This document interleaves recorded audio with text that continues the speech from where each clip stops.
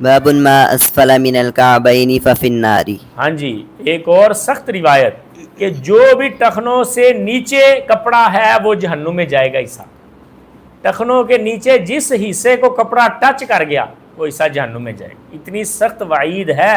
اور اللہ کے بندو، میں نے جو اس مسئلے میں آپ کو رائے دی ہے نا، یہ انتہائی نرم رائے ہے۔ بڑے علماء میرے ساتھ اس بات پہ اختلاف کرتے ہیں، سمجھ میں آئی بات؟ یہ انتہائی نرم رائے ہے کہ صرف تکبر والے کا گناہ کبیرہ ہے، عام بندے کا صغیرہ گناہ ہے۔ باپ بڑے علماء ایسے ہیں جو کہتے ہیں ہر صورت گناہ کبیرہ ہے۔ یہ کوئی چھوٹی بات نہیں ہے، اس کو ہلکا لیتے ہیں بعض لوگ۔ میری نرم موقف کا مطلب یہ نہیں ہے کہ اس کو بالکل ایزی چھوڑ دیں آپ، پھر بھی گناہ تو ہے۔ اس نرم موقف کے مطابق بھی اگر سخت موقف کو دیکھیں پھر تو بہت بہت سخت موقف ہے۔ علماء یہاں تک کہتے ہیں کہ یہ جو روایت ہے ما اسفل من الکعبین فہو فی النار، جو بھی ٹخنوں سے نیچے وہ جہنم میں، اس میں تکبر کا ذکر ہی نہیں ہوا، یعنی ہر طرح کا حکم آئے گا اس میں۔ یہ بعض علماء کی رائے۔ ہم یہ گزارش کرتے ہیں، پڑھے ذرا روایت بتاتا ہوں۔ حدثنا آدم قال حدثنا شعبة حدثنا سعيد بن أبي سعيد المقبوري عن أبي هريرة عن النبي صلى الله عليه وسلم قال ما أسفل من الكعبين من الأزار في النار۔ سیدنا ابو ہریرہ رضی اللہ تعالیٰ عنہ کہتے ہیں اللہ کے نبی نے فرمایا ما اسفل من الکعبین، جو ٹخنوں سے نیچے حصہ ہو، من الازاری، چادر کا، یعنی آپ کی چادر تہبند ٹخنوں کے نیچے جس حصے کو بھی ٹچ کر گئی فہو فی النار، وہ جہنم میں، وہ آگ میں جائے گا۔ اب یہ تو نہیں ہو سکتا کہ اتنا حصہ جہنم میں باقی حصہ جنت میں ہو۔ یہ ہو سکتا ہے کہ انسان کے پاؤں جہنم میں یا فل جنت میں؟ مطلب کہ یہ حصہ انسان کو کھینچ کے جہنم میں لے جائے گا، سارے کے سارے کو، یہ مطلب ہے اس کا۔ اور جہنم کی وعید جن گناہوں پہ آئے وہ کون سے گناہ ہوتے ہیں؟ کبائر ہوتے ہیں، یعنی یہ کبیرہ گناہ ہے۔ تو حضرت بعض لوگ اس روایت کو لے کے کہتے ہیں کہ اس میں عام ہے، نہ اس میں تکبر کا ذکر آیا، نہ اس میں کوئی اور بات آئی، تو ہر طریقے سے پاؤں کے نیچے جو کپڑا چلا گیا وہ جہنم میں لے جائے گا۔ ہم یہ گزارش کرتے ہیں کہ قرآن مجید کی بعض آیات کی جیسے تفسیر کرتی ہیں، ویسے ہی بعض احادیث کی تفسیر کرتی ہیں۔ بعض احادیث ہوتی مطلق، اور دوسری خاص روایات آگے ان کو کر دیتی مقید۔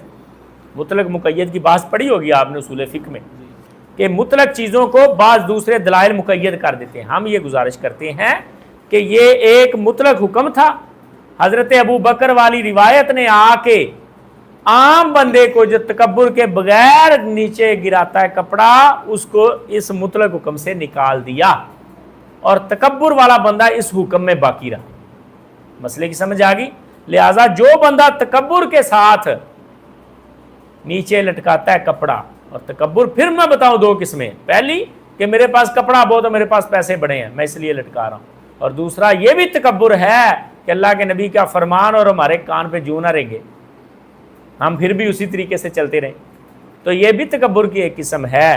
لہٰذا واللہ عالم یہی رائے ہماری کہ اس مسئلے میں یہ جو سختی ہے جہنم والی، یعنی کبیرہ گناہ کی طرف اشارہ ہے، یہ اس شخص کے لیے جو تکبر کے ساتھ کرتا ہے۔ آگے پھر یہی باب ہے، باب من جر ثوب من الخیلاء۔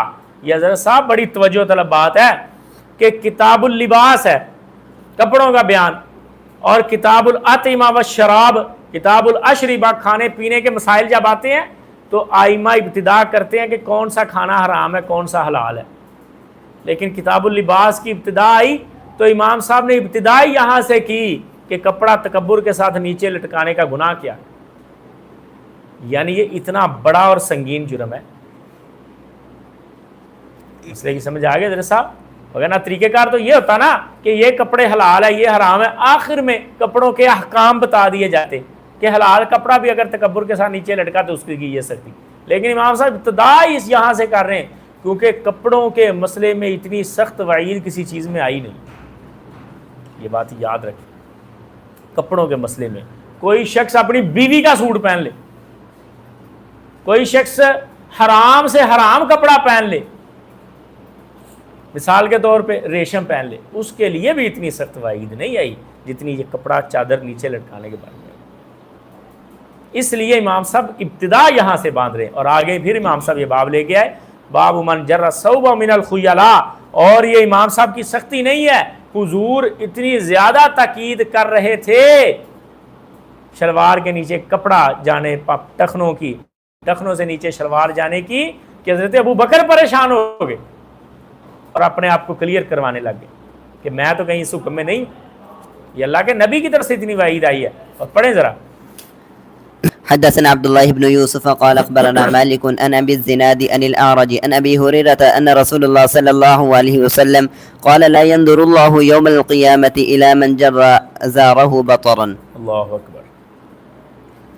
سیدنا ابو ہریرہ رضی اللہ تعالیٰ عنہ کہتے ہیں کہ اللہ کے نبی نے فرمایا لا ينظر اللہ یوم القیامہ، اللہ تعالیٰ نہیں دیکھیں یہ قیامت والے دن نظر رحمت کے ساتھ، اللہ رب العزت نہیں دیکھیں گے قیامت والے دن نظر رحمت کے ساتھ ایسے شخص کی طرف من جر ثوبہ بطرا، جس نے اپنے کپڑے کو لٹکایا ٹخنوں سے نیچے غرور کی وجہ سے۔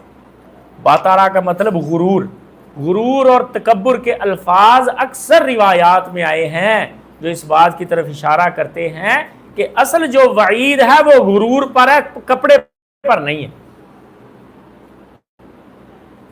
یار عقل کا بھی تقاضا یہی ہے نا، ہم دین اسلام کے باقی اصولوں کو دیکھیں تو کیا ایسے ہوتا ہے کہ کسی چھوٹی سی غلطی پر کپڑا ادھر ادھر ہونے پر اتنی سخت وعید ہو؟ نہیں، یہ اصول اللہ رب العزت۔ یہاں پہ پھر اتنی سختی کیوں ہے؟ کیونکہ اصل اللہ کو ناپسند چیز ہے تکبر اور غرور۔